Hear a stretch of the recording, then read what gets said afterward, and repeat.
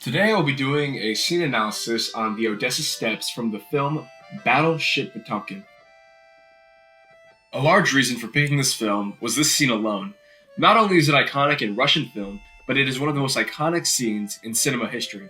And it was shot in such a way that completely changed the way films were made and perceived while also delivering a powerful message, touching on themes of tyranny and revolution. At the beginning of the scene, we see a crowd of civilians gathered at the steps leading down to the port to celebrate the sailors' victory, when all of a sudden, we see an immediate shift in tone. At the beginning of the massacre, we see a line of military soldiers begin to open fire into the crowd. Eisenstein's choice of setting for the scene really sets the tone for what we are about to witness as he showcases the endlessly long staircase that the civilians are desperately trying to escape. To further intensify this feeling, he chooses to put his focus on certain individuals who are having difficulty escaping the chaos, such as a one-legged man using crutches and another man with no legs at all. Eisenstein uses various camera techniques to show the sheer weight of what's really happening.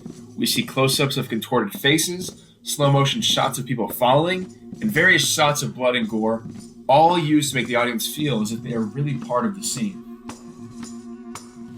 In what I believe to be the most iconic scene of the film, we see a young boy who has fallen. In a state of panic, no one notices. Even his own mother doesn't notice, causing the crowd to trample him while the camera zooms in on his mutilated body.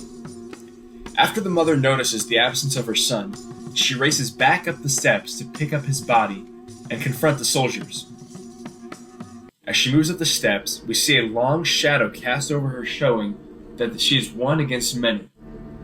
She tells the soldiers that her son is ill, in hopes of convincing them not to shoot.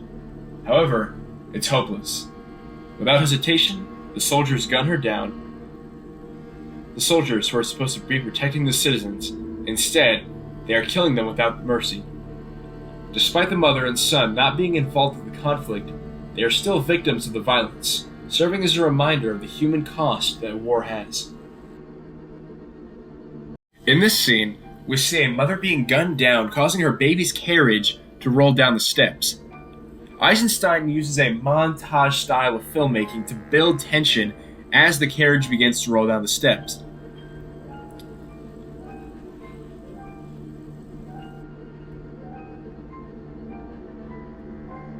This use of montage creates juxtaposition between the rapidly changing shots of the soldiers aiming to kill and the baby carriage flying down the steps. By cutting quickly between these shots, Eisenstein creates a sense of chaos and confusion, adding to the feeling of danger, not knowing whether or not this baby may survive. As we approach the end of this scene, we see yet another use of Eisenstein's montage style of editing.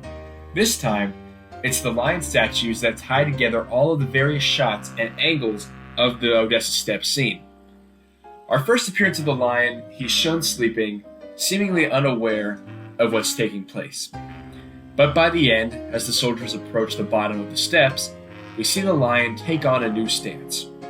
He's now seemingly awake and has a look of terror on his face, as if he had just witnessed the massacre. This transitional state of the statue can be interpreted as a visual representation of the power dynamic that exists between the ruling class and those who are oppressed, reinforcing who holds the power in this situation.